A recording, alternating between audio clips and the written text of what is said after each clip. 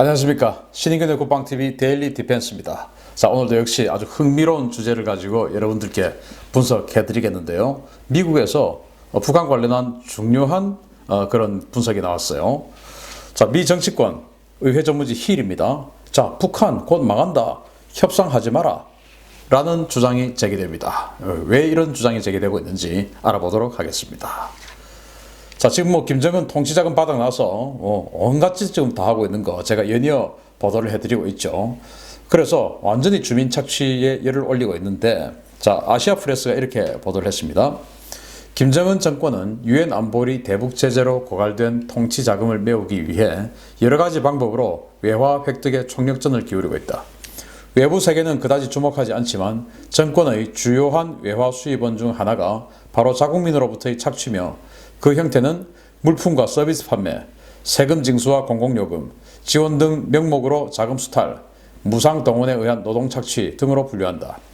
외부에서 달러 조달이 막히자 김정은은 주민으로부터의 착취에 주력하고 있다. 라고 지금 아시아 프레스, 여기 이제 일본 언론이에요. 이렇게 보도를 했는데 북한 관련 전문 언론입니다. 그래서 이제 북한 내부의 통신원을 두고 이 북한 내부 사정을 이제 폭로를 하는 그런 언론인데 이렇게 보도를 합니다. 아주 우리가 알고 있는 그런 내용하고 아주 흡사한 그리고 똑같은 그런 보도를 했지요. 그래서 지금 거의 통치 자금의 완전히 메말라기 일보 직전이기 때문에 이제는 주민들로부터 거의 공식 자금까지 지금 뺏어 드리고 있는 이런 실정이에요. 자, 그래서 제가 안보 브리핑에서 말씀을 드렸는데, 공채를 발행해서 지금 기업소와 개인에게 돈을 거의 갈취를 합니다. 갈취. 어떻게 갈취를 하냐? 일반 공채, 이거는 이제 기업소들에게 갈취를 하는 그런 프로세스인데요. 첫 번째, 각 기관에서 조선중앙은행에게 자재 구입 목적으로 공채를 발행을 요청한다. 그러니까 이제 지금 여러 가지 건설 사업 하고 있지 않습니까? 토목 사업, 그 철도를 보수를 하라. 그리고 200일 내에 최고의 병원을 지어라. 그리고 소년 궁전, 무릉도원을 만들어라. 온갖 지금 스키장 건설해라. 이런 거 지금 시키고 있죠. 그런데 자재가 어디 있습니까? 없죠. 그러면 이제 그런 건설회사에서 조선중앙은행에 공채 주세요. 그러면 이제 조선중앙은행이 공채 발행해 주는 겁니다. 그래서 이 각 기관은 공채 발행 그 영수증을 받아서 기업소, 다른 이제 하청 기업소에, 자재 납품 기업소에 물품 자재 구입을 합니다. 그 공채를 주는 것이죠. 그러면은 이제 그 각 기업소는 그 공채를 받고 물건을, 자재를 납부를 해야 돼요. 그렇게 해서 이제 건설업을 하는 겁니다. 그런데 그 기업소들은 공채 만기 도래 시에 조선중앙은행에 매입 요청, 즉 공채를 이제 환전을 하죠. 그런데 1년에서 10년짜리 공채인데 10년 후에 조선중앙은행이 그거 내줄 여력이 될까요? 또 조선중앙은행이 지금 10년 이후에 존재나 할까요? 그러니까 사실상 이거는 그냥 자재에 앉아서 뺏기는 거죠.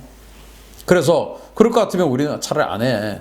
그러면 이제 각 기업소가 아예 생산 중단해버리고, 왜? 문 열어놓으면 공채 들고 와서 지금 자재 내놓으라 그러니까 아예 문 닫아버린다? 그러면 이제 생산, 이거 완전히 중단돼 버리는 것이죠. 그러면 이제 경제 전반에 치명타를 입는 그런 프로세스예요. 두 번째, 이제 일반 개인에게 달러, 위안화, 이 외화를 갖다가 지금 갈취하는 프로세스인데, 이 공채는 또 어떻게 되냐? 노동당에서 외화로만 구입 가능한 특별 공채 발행을 요청을 합니다. 그래서 각 시도당에 이걸 할당량을 줍니다. 그러면 이제 각 시도당은 그 자기네들이 있는 그 지역 내에 돈주들 명단 다 갖고 있지 않겠습니까? 그들에게 강매를 합니다. 그래서 그 강매를 한 돈은 반드시 외화, 달러나 위안화로 받지요. 그냥 앉아서 뺏기는 겁니다, 이거는. 그래서 공채 만기가 도래하면 그 사업주, 돈주들은 조선중앙은행에 매입을 요청하는데 이게 되겠습니까, 이게? 매입을 요청했는데 자기는 달러 그리고 위안화로 줬는데 그 돈을 10년 후에 그 북한 돈으로 내주겠죠, 당연히. 달러로 안 주겠죠. 그러면 그게 무슨 의미가 있습니까? 이렇게 해서 지금 주민들이 가지고 있는 돈, 기업들이 가지고 있는 자재, 이런 것들을 그냥 뺏어가는 겁니다. 완전 이상한 짓을 하는 것이죠. 거의 종말 단계에 온 겁니다. 이런 상황에서 위기 속에 또 위기 속의 위기입니다. 여기에 내몰린 북한 주민인데, 이게 이제 미 의회에서 운영하는 기관 언론이죠. RFA가 보도를 했는데, 전 세계적으로 감염 확산이 심각해지고 있는 가운데 북한과 같이 식량난과 보건 위기를 함께 겪는 국가들이 심각한 위기에 직면한다. 유엔 산하의 식량농업기구는 현지 시각 7일 발표한 보도 자료를 통해서 현재 지구상에서 가장 굶주리고 있는 취약한 국가들이 위기 속의 위기 상황에 직면했다고 평가한다. 세계 식량농업기구는 북한 등 국가들에서는 이미 국민들이 영양실조로 쇠약하고 질병에 취약한 현상이 만연한데, 이러한 상태에서 감염자 수가 증가함에 따라서 기아 위기와 보건 위기가 겹치는 사상 초유의 사태가 벌어지고 있다라고 우려를 표명했다 라고 RFA가 이렇게 보도를 했습니다. 미 의회에서 운영하는 관영 언론이죠. 자, 여기에서 지금 북한은 기아, 안 그래도 이제 사실 우리가 요즘 그 전염병 극복하기 위해서 면역력을 키워라, 이렇게 하고 있지 않습니까? 그래서 저도 면역력 강화약을 좀 복용하고 이러고 있는데, 지금 기아 상태, 영양실조 상태니까 면역력이 훨씬 더 떨어져 있죠. 그래서 우리 대한민국 사람들보다 이 북한 사람들은 이 코로나에 걸릴 가능성이 훨씬 더 높은 상태입니다. 면역력이 떨어져 있으니까요. 그래서 기아 위기와 보건 위기가 겹치는 그런 상태다라고 지금 경고를 하는 겁니다. 큰일 난 것이죠. 그래서 우리가 알고 있는 또는 우리가 예상하는 그 상태보다 북한의 지금 이 전염병 사태는 훨씬 더 심각할 수 있는 겁니다. 자, 그래서 벼랑 끝에 내몰린 이제 북한 주민입니다. 이래 죽으나 저래 죽으나 죽는 거 똑같아요. 그러면 꿈틀해보고 죽는 것이죠. 자, 세금 내놔, 뇌물 내놔. 세금 국가에서 막 뜯어갑니다. 그런데 뇌물 내놔라고 합니다. 왜냐? 예를 들어서 보이성 직원들에게 1인당 한 달에 $500의 충성자금을 납부하도록 강요하고 있습니다. 한 달에 $500로. 그러면은 이 보이성 간부는, 보이성 직원은 그 $500를 만들어내기 위해서 최소 자기는 $1000는 또 어떻게 갈취를 해야 되지 않겠습니까? 그렇게 뇌물 내놔라고 합니다. 또 노동력 내놔. 철도 깐다고 사람 부릅니다. 스키장 만든다고 사람 부릅니다. 힘들어 죽겠는데 부릅니다. 그리고 불법 재산 내놔. 그러면은 그 보이성 간부 이런 사람들에게 뇌물을 주려고 하면 돈을 또 만들어야 되죠. 그런데 그 보이성 간부들도 자기는 또 상납하라고 해서 돈을 또 이렇게 만들었는데, 그 나머지 돈 그냥 걷어서 다 갖다 주면 이거는 사실은 뭐 자기 임무를 다한 건데, 그게 아니고 또 좀 남아있는 게 있지 않겠습니까? 또 합법재산도 내놔. 열심히 일해서 벌었는데 그 남은 거 그거 가져와. 공채 발행해가지고 돈 내라 이겁니다. 자, 그리고 군대에는 그동안 자력갱생이다 그래가지고 토지를 나눠주고 니들이 알아서 경작하고 해서 먹고 살아 라고 해놓고 그 토지에서 지금까지 생산했던 8년치의 생산물품, 그리고 그걸 어떻게 했는지 장부 다 가져와. 지금 이런 식으로 하고 있는 거예요. 그러니까 간부, 당원, 또 감찰원, 보위성이죠. 그리고 군인, 일반인 뭐 할 것 없이 전부 지금 완전히 이 북한 정권에 이를 갈고 있는 이런 상황이 되는 거예요. 그거 하지 않으면 너뿐만 아니고 너희 가족 전부 수용소에 보내. 그리고 군인들에게 하루 한 끼만 준다 이겁니다. 하루 한 끼만. 추수할 때인 10월 달까지 하루 한 끼만 준다. 그리고 보위성 요원들에게 가족 것 안 주고 본인 식량만 준다. 그럼 가족들은 어떻게 됩니까? 아이들은 어떻게 됩니까? 이런 식으로 지금 북한이 완전히 내려 꽂힌 상태입니다. 그러니까 북한 주민들은 이래도 죽고 저래도 죽고, 그럼 어떻게 해야 돼? 한번 꿈틀 한번 해볼까? 라는 생각이 안 들 수가 없는 것이죠. 그래서 이런 것들을 막아내려고 하면은 이제 그 친위대가 있어야 됩니다. 사실은 뭐든지 정권이 붕괴를 하려고 하면은 그 붕괴를 막기 위해서 강력한 어떤 그 공안 통치력이 존재를 해야 되는데, 그거 지금 북한 스스로 그 공안 통치 기구를 유지할 능력조차 없는 거예요. 그게 바로 보위성인데, 그 보위성 인원이 9만에서 10만 정도 되죠. 그 9만에서 10만 정도 되는 인원들에게 나눠줄 권력도, 그들에게 자긍심을 느끼게 할 수 있는 어떤 소득도 내줄 수 없는 거예요. 그러다 보니까 보위성 요원들이 이런 식으로 지금 타락하고 탈출하고 충성심 사라지는 이런 행위들이 발생하고 있는 것입니다. 이제 보위성까지 못 믿게 된 겁니다. 그래서 지금 이제 군대를 또 통치하기 위해서 군정지도부를 만들었어요.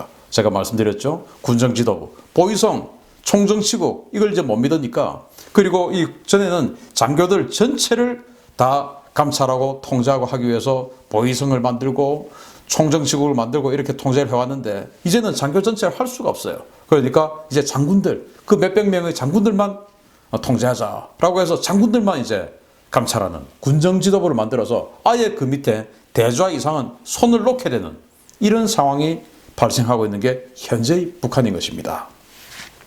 그래서 이런 여러 가지 상황에서 미 의회 기관지가 굉장히 중요한 그 칼럼을 내놨는데요. 왜냐? 지금 이제 미국 민주당 대선 후보로 조 바이든 전 부통령이 지금 이제 확정이 되었죠. 근데 바이든은 이란이나 북한 같은 나라들과 외교적 대화를 통해서 해결해야 된다라는 그런 외교적 해법을 제시를 하고 있어요. 여기에 대해서 그러면 안 된다라고 의회 기관지가 이렇게 보도를 합니다. 뭐냐? 불량 정권, 즉 이란과 북한 곧 망한다. 협상해서는 안 된다라는 거예요. 망할 건데 왜 협상하냐? 협상하면 걔들 내구력만 더 키워준다라는 거예요. 자, 뭐라고 했냐? 이란의 위협에 대해 외교적 해결을 하겠다는 돈키호테식의 목표를 버리고 정권 붕괴 정책을 채택해서 정권을 더욱 압박할 때다. 이번 감염 사태는 테헤란에 치명적인 타격을 줬다. 공식적으로 6만 명 이상이 감염됐고 정권 고위층이 많이 감염됐다. 이 감염은 내부적으로 이란의 통치자들을 약화시켰고 그들의 무모함과 무능함을 더욱 드러냈다. 대외적으로도 이란 군사 지도자들이 감염에 굴복하고 일부 대리인들의 활동까지 중단시킴으로써 이란의 리더십에 타격을 줬다. 그러면서 이제 여기에 이제 북한도 언급을 합니다. 그러면서 이제 마지막 단락에 북한과 이란을 한데 묶어서 협상은 매우 무책임하다. 그렇지 않다면 비생산적이다. 적의 레짐이 약화되었는데 외교로 대응하면 적을 강화시킬 뿐이다. 그들은 이제 이란과 북한입니다. 그들의 붕괴는 내일이나 10년 안에 일어날 수도 있다. 그들은 떨고 있다. 라고 이렇게 적었어요. 그러니까 지금 1년 아니면 10년 내에 이란과 북한은 지금 무너지게 되어 있는데 왜 그들과 협상하냐? 협상하지 마라. 라고 의회 전문지가 이렇게 경고를 하고 나선 겁니다. 자, 이게 제가 그동안 쭉 우리 국방TV에서 데일리 디펜스나 안보 브리핑을 통해서 거의 지금 한 달 정도 계속 지금 북한 관련한 소식을 전해드리고 있는데 제가 왜 이렇게 북한 관련 소식에 집중하냐? 심상치 않아서 그럽니다. 그 정말 과거와는 다른 고난의 행군 시기 93년과는 다른 그런 양상이다라는 거예요. 그래서 이제 트리거만 당기면 무너진다는 겁니다. 미국 협상 버리고 체제 붕괴 나서야 됩니다. 그러면 바로 그냥 살려주십시오. 할 수밖에 없다. 왜? 이제 내구력, 맷집 다 꺼졌습니다. 이제 그대로 앉아있어도 그냥 무릎 꿇게 돼 있는데 왜 거기다가 공을 쳐서 휴식 시간을 준단 말입니까? 휴식 시간 주지 말고 계속 압박, 제재 더 강화시켜서 그냥 스스로 무릎을 꿇게 만들어야 됩니다. 여기에서 그냥 잽 한 방만 날려도 바로 나가 떨어지게 되어 있는 것이 지금 이란과 북한이다. 트리거만 당기면 된다 이겁니다. 부디 이 트리거 당기는데 우리 대한민국 정부가 막아서는 그런 우를 범하지 말고 미국도 선거 잘해서 트리거 당길 수 있는 그런 정권 창출이 되기를 기대합니다. 북한 머지않았습니다. 마치겠습니다. 감사합니다.